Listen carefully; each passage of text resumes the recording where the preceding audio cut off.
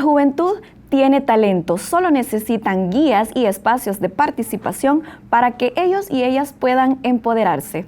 El domingo es sinónimo de El Comité. Buenas noches y bienvenidos a nuestro cuarto programa. Estamos muy felices de poder transmitir hacia sus hogares una temática muy importante de coyuntura nacional. Iniciaré con una breve reflexión de Alfonso Palacios relativo a la religión y la política. Y es que históricamente los sacerdotes han estado estrechamente relacionados con los reyes. En ocasiones eran lo mismo. Es por eso que a lo largo de la historia les vemos participando de actividades políticas. Fue hasta la Revolución Francesa, con mucha lucha social, que se dio la secularización estatal. Esta noche tenemos 3 invitados muy especiales, todos conocedores y expertos en el tema. Iniciamos con Antonio Valle. Él es pastor evangélico, joven de 27 años. También es estudiante de 5º año de la licenciatura en Teología de la Universidad Luterana de El Salvador. Buenas noches y bienvenido, Antonio. Buenas noches, Inés. Es un gusto poder estar acá compartiendo con ustedes esta temática muy importante, por cierto, a tomar en cuenta la juventud, sobre todo en esos temas de coyuntura. Actualmente el tema de las elecciones. Gracias, un saludo a todos los televidentes. Muchas gracias y bienvenido. También nos acompaña Brenda García. Ella es egresada de la licenciatura en Teología de la Universidad Luterana de El Salvador. También tiene amplio conocimiento en Jesús histórico y la teología feminista. También forma parte del Centro de Estudios de Centroamérica. Dentro de sus temas de interés está la Biblia, la mujer y la realidad nacional. Bienvenida, Brenda. Buenas noches, Inés. Un gusto. Antonio, Kevin, buenas noches, televidentes. Me parece que el estar acá es de suma importancia tanto para la juventud como para la coyuntura que estamos viviendo. El tema que vamos a abordar esta noche pues merece ser abordado y estamos acá para aportar. Bienvenida nuevamente. También nos acompaña el más joven en esta noche, pero no por eso no sepa. Él sabe mucho, él es pastor de la Iglesia Poesía. Él se llama Kevin Rodríguez. Con apenas 22 años tiene una amplia trayectoria en esta temática. También es director operativo de la Fundación Red. Además, también es estudiante de la licenciatura en Ciencias Jurídicas en la Universidad Evangélica de El Salvador. Buenas noches y bienvenido, Kevin. Buenas noches, Inés. Buenas noches a todos los que nos están sintonizando en este domingo, y bueno, es un placer para mí poder dirigirme a ustedes y bueno, hablar acerca de esta temática tan importante que compete también a la Iglesia como al Estado. Sabemos que el fin y el origen del Estado es el ser humano, y también con nosotros como Iglesia, nuestro fin y nuestro origen también es el bienestar del ser humano, viéndolo desde un ámbito espiritual, y va a ser un placer enorme compartir nuestras posturas esta noche. Bienvenidos una vez más. Tenemos una temática muy interesante que es de su interés. Quédese con nosotros y ya regresamos. Buenas noches y gracias por sintonizar a su programa El Comité. Nuestra temática de esta noche es la realidad nacional desde la perspectiva de la fe. Queremos conocer qué están pensando todos los grupos que conforman nuestra sociedad salvadoreña y nuestra cultura. Hace 500 años, Martín Lutero lanzó la Reforma, en la que se pretendía que fuera reconocida también la Iglesia protestante. En El Salvador, según LPG Datos, el 45% de la población pertenece a la religión católica, el 35% a la evangélica, el 17% dice no tener ninguna y el 2% asiste a cualquier otra denominación. Por lo cual vemos que tenemos una sociedad altamente influenciada por diferentes corrientes religiosas. Nuestro artículo 1 de la Constitución de El Salvador establece que el origen y fin del Estado es el ser humano. En el artículo 25 también de dicha Constitución reconoce la libertad de religión, pero en el artículo 26 reconoce la personalidad jurídica de la Iglesia Católica. Es así entonces como abrimos nuestro panel de preguntas con nuestros invitados y queremos saber entonces por qué se afirma que El Salvador es un estado laico. Comenzamos contigo, Brenda. Ok, para empezar es necesario pues como saber qué significa el estado laico. Un estado laico es aquel estado en el que las autoridades religiosas son autónomas e independientes de las autoridades políticas. En este sentido, como bien lo decía Inés, el artículo 1 de nuestra Constitución tiene como fundamento la persona humana. Y en este punto es de recalcar también que a diferencia de lo que se vivió en la Baja Edad Media, en que las leyes eran dictadas por Dios, ya que Dios era el centro de toda la reflexión, ya entrado el renacentismo, se dio como un giro en el que el ser humano es el centro de esa reflexión. El artículo 1 de la Constitución establece la persona humana como fundante. Esto quiere decir que el Estado está en la obligación de velar por la persona humana. Más adelante habla acerca de la libertad. Entonces, en este sentido, también es una de las características para poder decir que El Salvador es un Estado laico. En síntesis, podemos decir que El Salvador es un Estado laico porque tiene esa libertad religiosa o brinda esa libertad religiosa a la población. Es decir, pueden o no pueden optar por una creencia y esto no les impide o no debería delimitarles, ya que el Estado laico no puede privilegiar a ninguna religión, pero tampoco puede discriminar a ninguna por muy minoritaria que ésta sea. Muchas gracias, Brenda. Qué interesante dato. Es muy importante entonces que la población salvadoreña también lea nuestra Constitución, nuestras demás leyes, porque sirven de marco jurídico, de un parámetro de conocimiento de las reglas que norman nuestra cultura. Queremos saber entonces, Kevin, ¿por qué y qué piensas tú de por qué se afirma que el Estado es un Estado secular si tenemos el 80% de la población que participa de profesiones religiosas? Perfecto. Tal como lo afirma el artículo 1, nuestra Constitución garantiza el goce de la libertad a todo ser humano, y si nuestro Estado estuviera comprometido con alguna religión o con alguna fuente de pensamiento, esto no sería posible porque también comprometería a la población salvadoreña en general. Se afirma que es un Estado laico porque nuestras leyes están fundamentadas en el ser humano, en el fin del ser humano, no como en el derecho romano, cuando mirábamos parte del Divini Juris, donde eran leyes dictadas por Dios, aunque a lo largo de la historia vemos que no es así.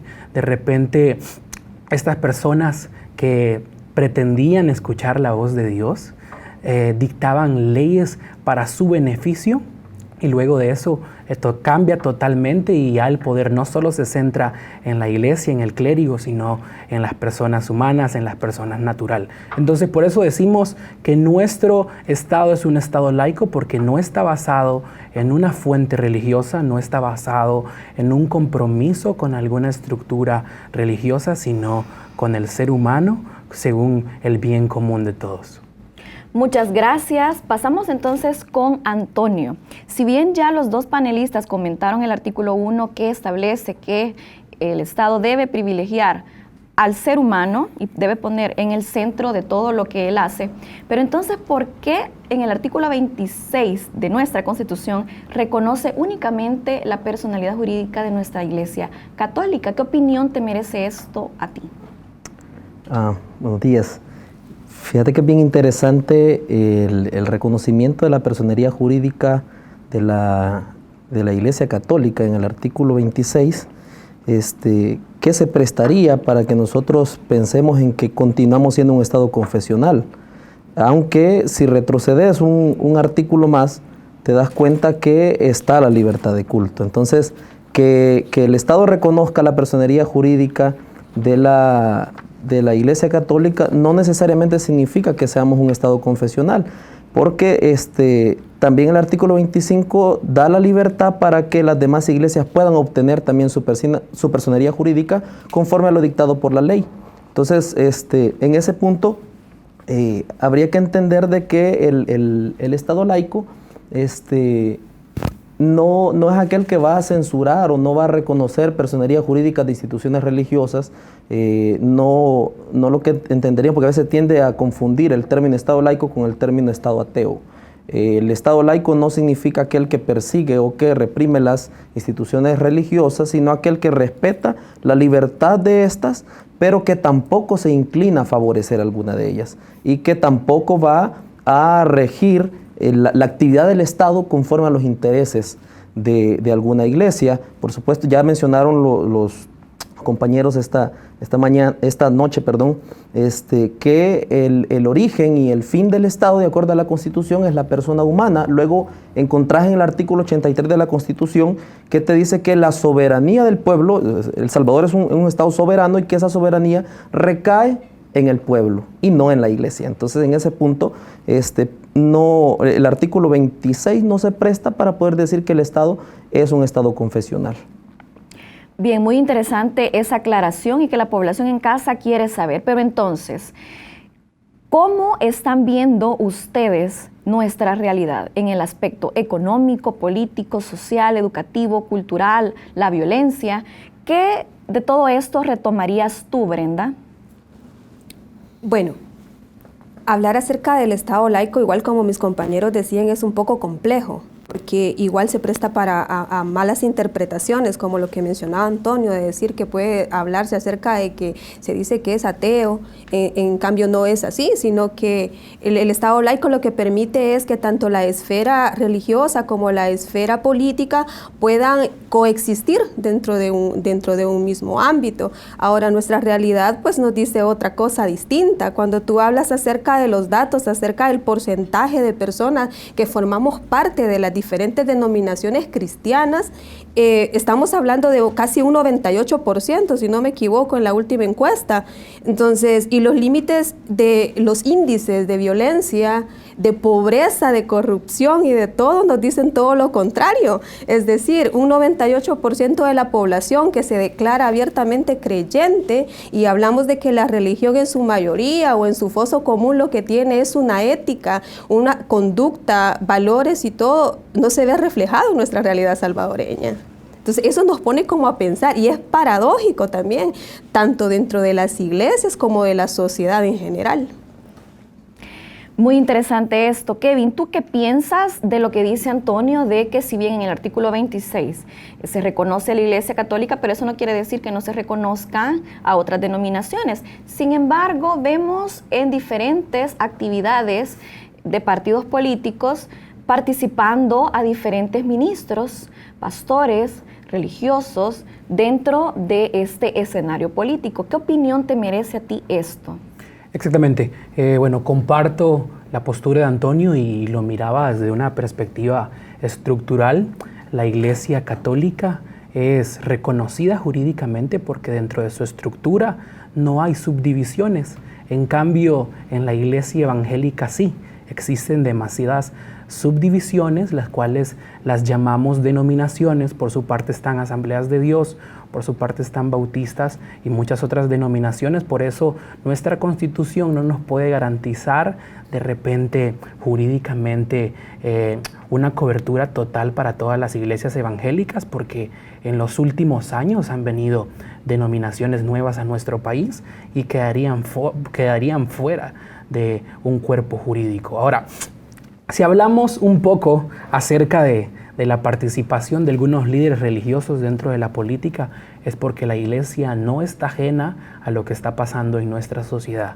Como iglesia, nosotros también sabemos que se necesita un cambio, y dentro de esa forma de pensar, muchos de nuestros líderes religiosos optan por buscar un bando, optan por buscar un lado, el lado que de repente a ellos les parezca más conveniente, porque como iglesia sabemos de la necesidad que tiene nuestro país de dar un giro total en cuanto a su economía.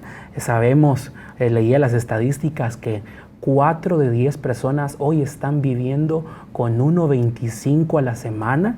Son alarmantes estadísticas. Vemos que el nivel de deserción escolar aumenta y bueno, muchísimas cosas que si nos ponemos a hablar de cada área y de cada rubro, lastimosamente nos damos cuenta que está mal. Entonces, creo que el hecho de saber de que hay un país con muchas problemáticas también hace que nuestros líderes religiosos puedan optar por un lado para también poder poner su granito de arena a través de lo que puedan ellos hacer o participar y bueno, más que eso, tratar de influenciar un poco.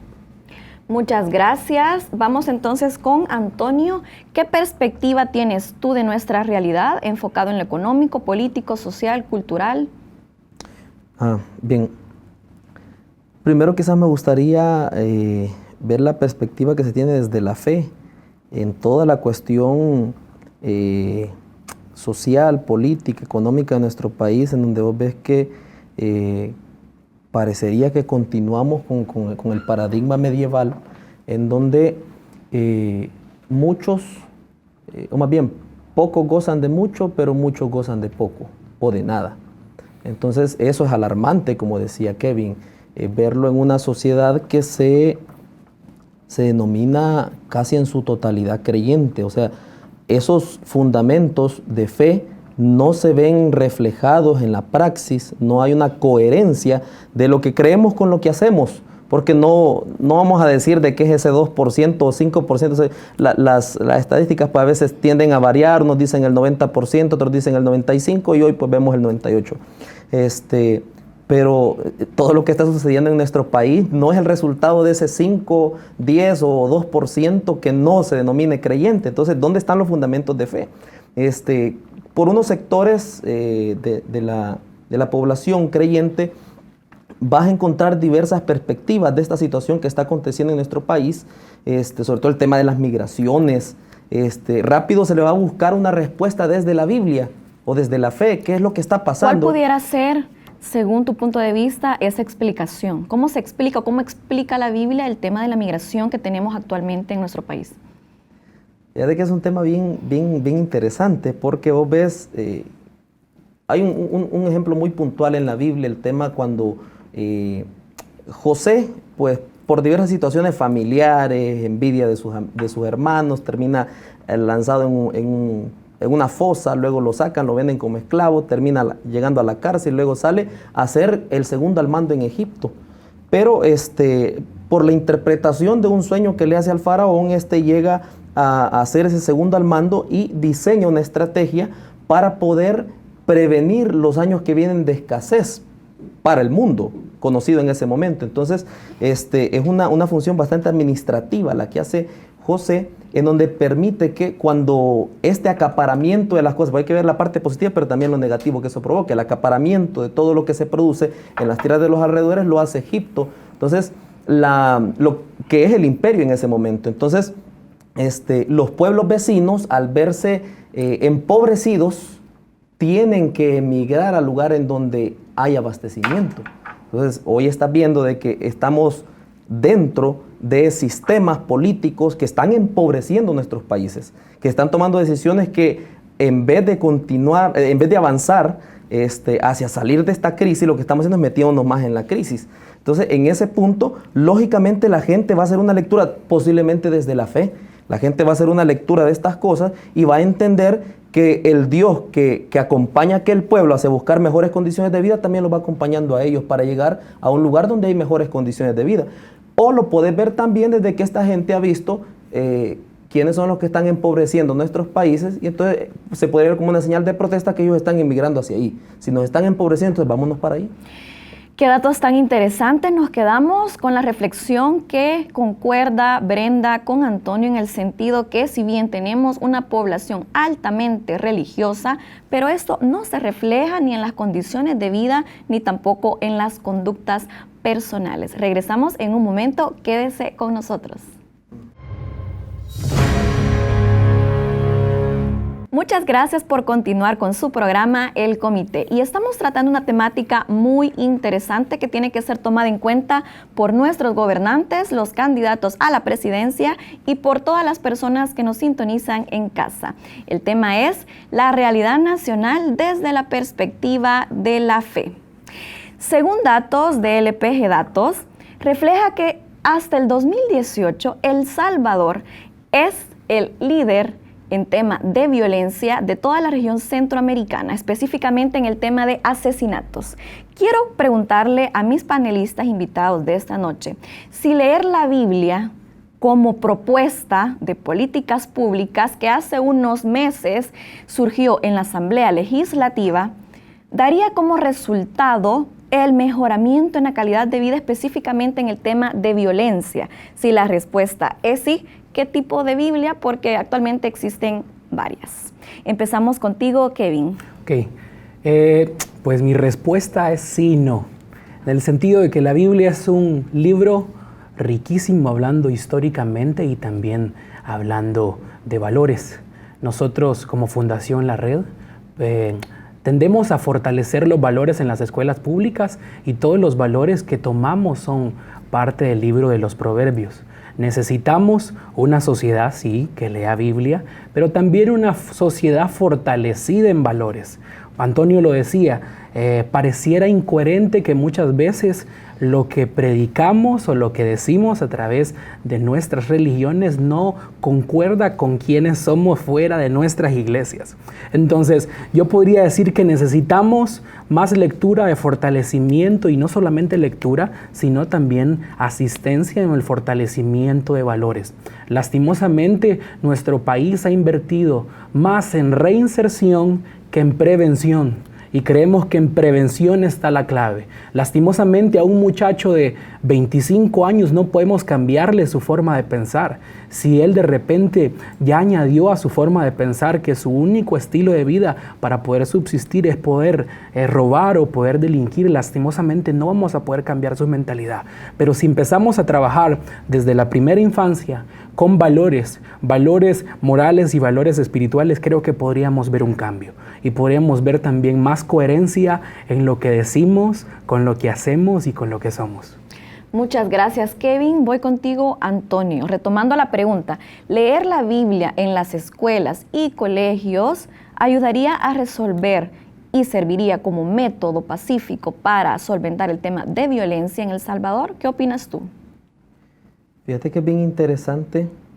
Voy a retomar algo bien popular. Vos lo ves en las redes sociales, que hay gente que publica algunas tarjetitas, unas imágenes ahí que dice que si se permitiera la lectura de la Biblia en las escuelas, no habría necesidad de que la llegaran a leer a la cárcel, porque en la cárcel no te prohíben leer la Biblia, te lo prohíben en las escuelas.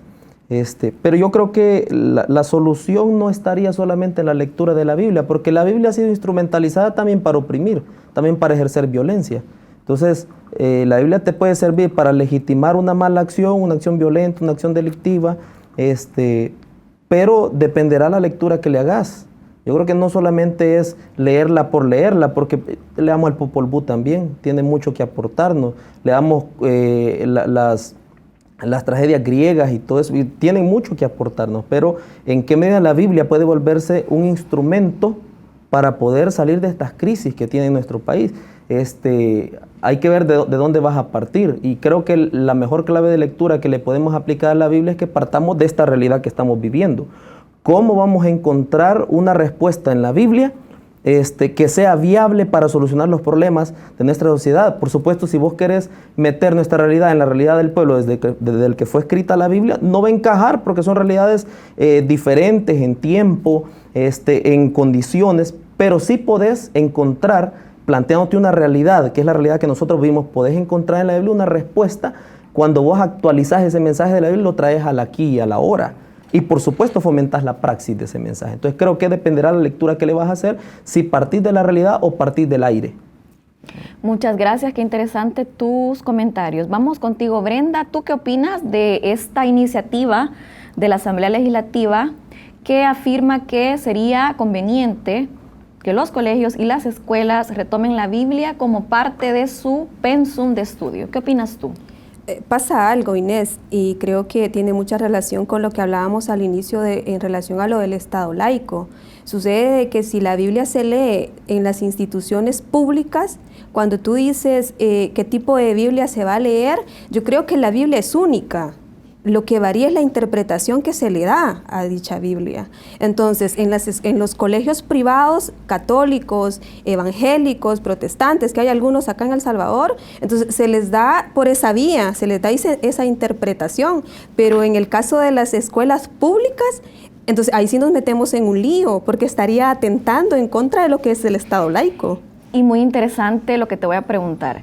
¿Quién debe entonces, en dado caso esto sí se aplique, quién debe enseñar esta doctrina? ¿Los docentes, sacerdotes, pastores? ¿Quién crees tú que deberían enseñarlo en las escuelas?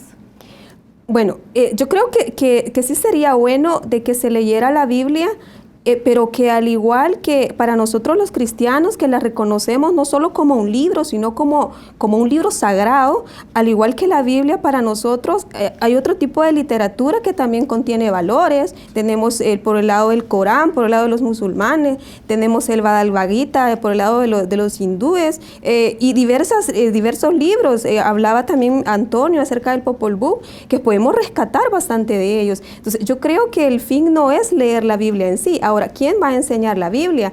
El hecho en nuestro caso que quizás tengamos estudios acerca de teología no es un garante para que nosotros podamos enseñarla bien, porque bien lo dice Antonio, la Biblia ha sido utilizada históricamente para oprimir también. Ahora, un enfoque nuevo, un enfoque distinto, un enfoque integral, holístico, sería que lo miremos desde nuestra realidad. Ahora, yo no le veo que la solución sea realmente que se vaya a leer la Biblia dentro de las escuelas, pues muchas de las personas en nuestro país no tienen acceso a una educación, pero sí tienen acceso a una iglesia y se congregan dentro de una iglesia, pero los índices nos dicen otra cosa. Entonces, desde mi punto de vista, no es un garante de que se lea la Biblia y eso vaya a solucionar los altos índices de violencia. Muy interesante y gracias por tu aclaración. Habilitamos entonces un minuto más para nuestros panelistas con la siguiente disyuntiva. Les pregunto, ¿la religión se mete en la política o la política se mete en la religión, específicamente en nuestro país? ¿Qué opinas tú, Kevin? Pues viéndolo de una perspectiva estructural de la fe, la religión no puede involucrarse en política, pero también las personas que están involucradas en religión son personas naturales que tienen derecho a la participación también en política. Entonces, yo creo que no es que de repente una estructura se mezcle con la otra, sino que la persona natural que también participa dentro de una iglesia lo puede hacer dentro de la política. Sabemos que a la larga, de repente, los pensamientos espirituales y también morales que la iglesia puede inculcar en esta persona pueden influir, pero si lo vemos desde un punto estructural, la política no puede involucrarse en religión y la religión tampoco se puede involucrar en política, aunque lastimosamente en la práctica sea totalmente distinto. Pero no compartimos el hecho de que la religión puede involucrarse en política. Muchas gracias, Kevin. Antonio, te pregunto porque recientemente hemos visto a un candidato a la presidencia que se ha reunido con diversos grupos de personas que están claramente definidos con su tendencia espiritual. ¿Te parece esto adecuado que los candidatos busquen en época de elecciones el voto de las personas evangélicas y católicas en El Salvador? Entonces ahí, ¿qué podemos entender con la disyuntiva? ¿La religión se mete en la política o la política en la religión?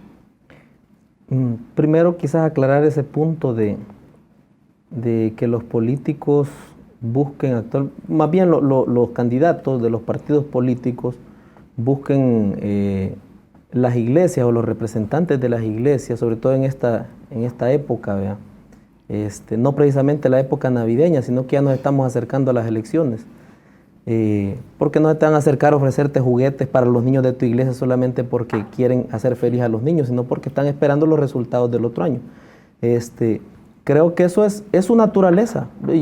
Esté de acuerdo yo o no esté de acuerdo, estén de acuerdo los líderes religiosos de nuestro país o no, esa es la naturaleza de ellos. Ellos van a seguir buscando gente porque en las iglesias hay gente y la gente representa votos también. Entonces ellos lo van a hacer, a pesar que a mí me parezca o no, o a los líderes religiosos les parezca o no. Pero yo creo respetando por supuesto lo que decía Kevin, creo fielmente de que la iglesia sí se debe de meter en política, y voy a aclarar qué tipo de política, porque la política no es lo que comúnmente nosotros conocemos como la política partidista o la actividad de los partidos políticos, que rara vez hacen política, te diré realmente. Creo que la política consiste en la búsqueda del bien común. Si lo vamos a definir como algo sencillo, es eso, la búsqueda del bien común. Y por supuesto la iglesia busca ese bien común de las personas, los seres humanos, no el favorecer un partido político. Ahora te voy a decir por qué no creo que los partidos políticos realmente hagan verdadera política, porque desde el punto en el que se te presentan como un partido político, ves un partido de fútbol, por ejemplo, y de por sí ya no se está buscando el bien común. Los partidos, los equipos que están jugando no están buscando quedar empate. Lógicamente están buscando ganarle al otro. Entonces en ese punto va a haber un sector que va a perder. Y eso es lo que te busca actualmente un partido político. Siempre favorecer cierta parte de la población. Entonces en ese punto no se busca el bien común. Entonces creo que sí, la iglesia puede meterse en la política, pero esa política que busca el bien común. Y creo también de que los políticos van a seguir buscando las iglesias siempre, porque ahí hay gente. Muchas gracias, Antonio. Muy interesante lo que tú acabas de decir. Los políticos actualmente están buscando los votos de los representantes y de los integrantes de diferentes congregaciones religiosas. Y usted en casa, quédese con nosotros porque todavía falta mucho de El Comité. Muchas gracias por continuar con su programa El Comité. Estamos ya en el cuarto y último bloque y queremos saber qué opinan nuestros panelistas de dos asuntos muy importantes. En primer lugar, recientemente tuvimos la canonización de Monseñor Óscar Arnulfo Romero. Pero también algunos partidos políticos han tomado la figura como propia. ¿Qué opinión les merece esto? Y también agregar si realmente es importante la religión que profesen nuestros candidatos a la presidencia. ¿Es importante esto? ¿Qué está sucediendo entonces en el tema específicamente de la religión de nuestros candidatos? Porque las personas actualmente en redes sociales y en diversos comentarios se comenta de que es importante conocer la religión de nuestros candidatos. ¿Qué opinas tú, Brenda? Sí, gracias, Inés. Bueno, creo que esta pregunta está como enlazada a la anterior, en decir si la política se mete en la religión o la religión en la política.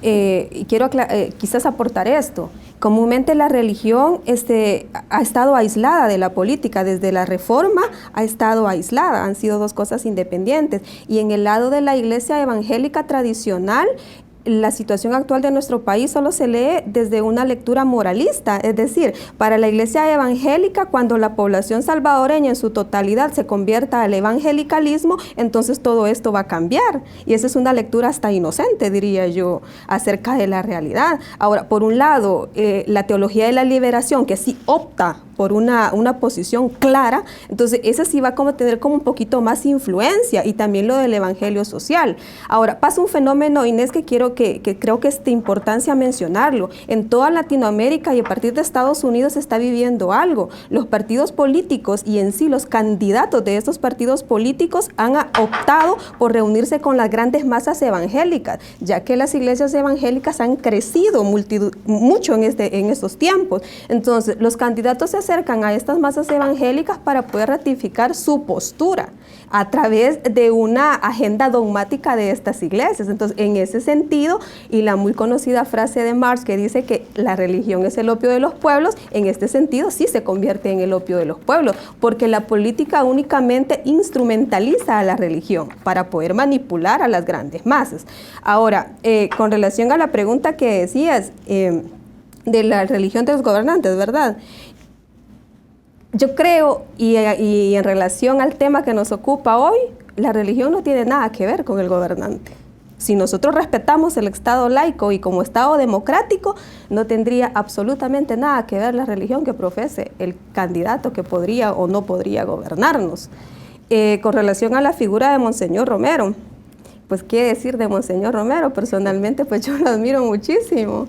Es un personaje que marcó historia. ¿Pero qué te parece que sea retomado como figura de algunos partidos políticos. Oh, claro, yo digo algo, si Monseñor Romero estuviera vivo, yo creo que se volvería a morir, o sea, porque el mensaje y la imagen que se está tomando ahorita de Monseñor Romero no tiene absolutamente nada que ver con lo que Monseñor Romero fue en su esencia. Es decir, yo no me meto con el Monseñor Romero de la fe, yo me meto con el Monseñor Romero histórico, aquel que desde su praxis fue lo que fue, un profeta, porque denunció, anunció y dio esperanza. Desde ahí fue un profeta. Ahora que los partidos políticos se lo agarren y se lo tomen, pues se dice que Monseñor Romero no es ni de El Salvador, es de América. Entonces no se puede como decir, esto es mío. Ahora que su figura es utilizada políticamente, eso es otra cosa.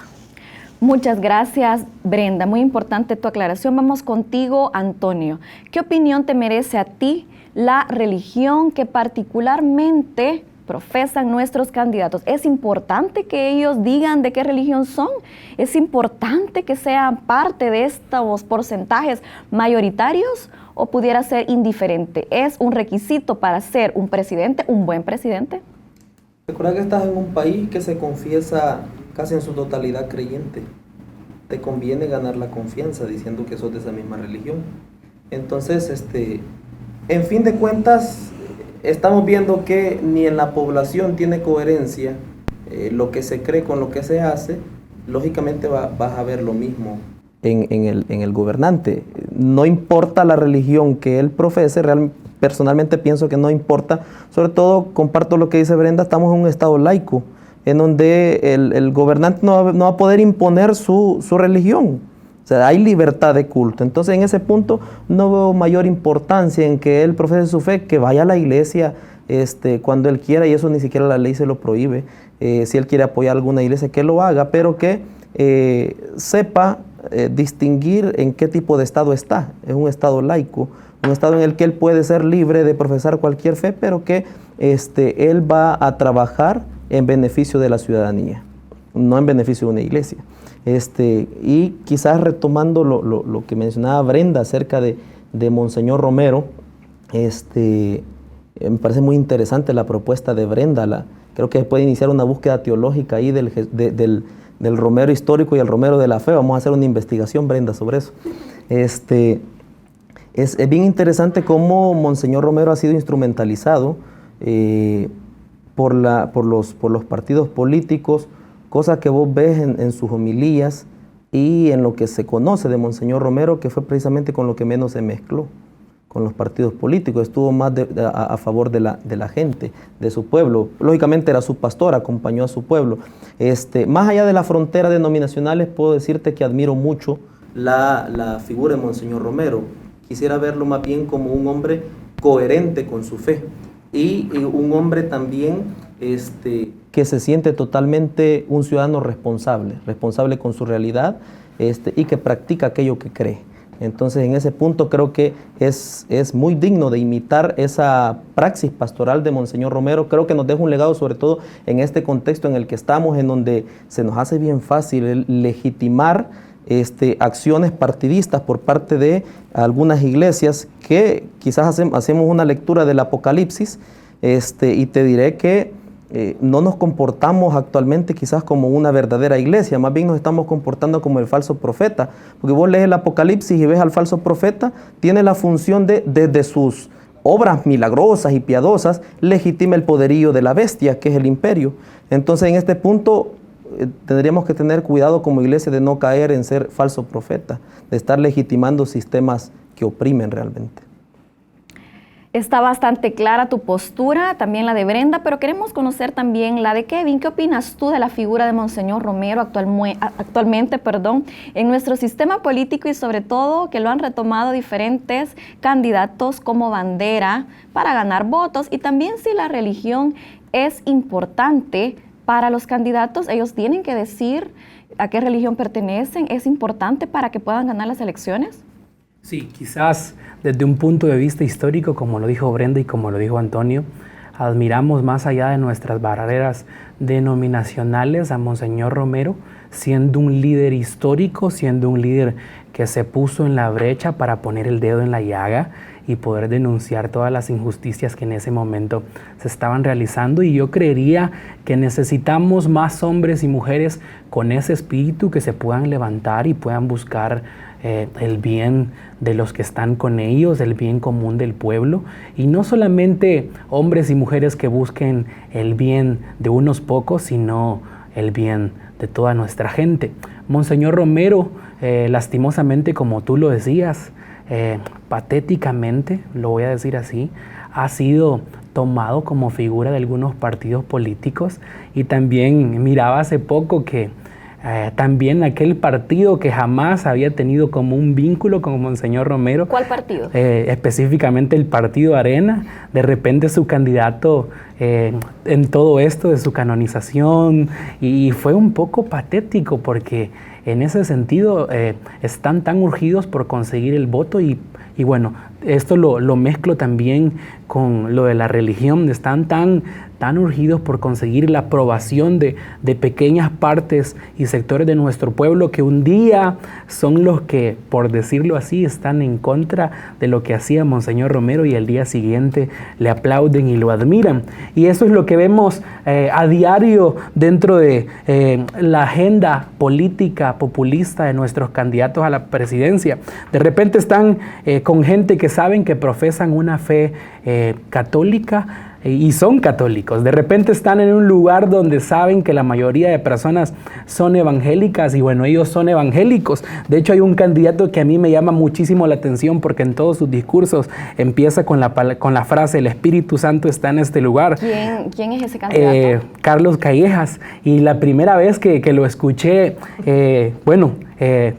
declamar ese discurso realmente como líder político, como líder religioso, yo dije, bueno, qué bien, vea, nos va a predicar en esta tarde. Luego los escuché como 5 veces más empezar de la misma forma y entiendo que solo es un discurso para poder alcanzar a aquellos que lastimosamente no tienen mente crítica, aquellos que lastimosamente votan por quien diga su pastor. Y bueno, nuestra idea como líderes religiosos dentro de nuestras iglesias no es imponer una fuente o un pensamiento por quien la gente debe de votar.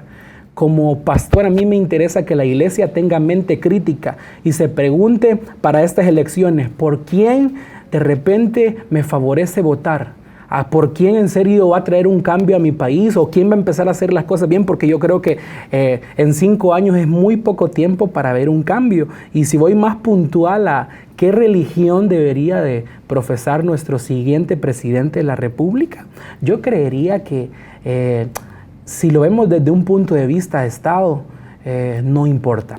Hace un par de años atrás vimos cómo un presidente de Centroamérica, específicamente en Guatemala, profesaba una fe cristiana y muy penosamente él tuvo que salir de su cargo por corrupción.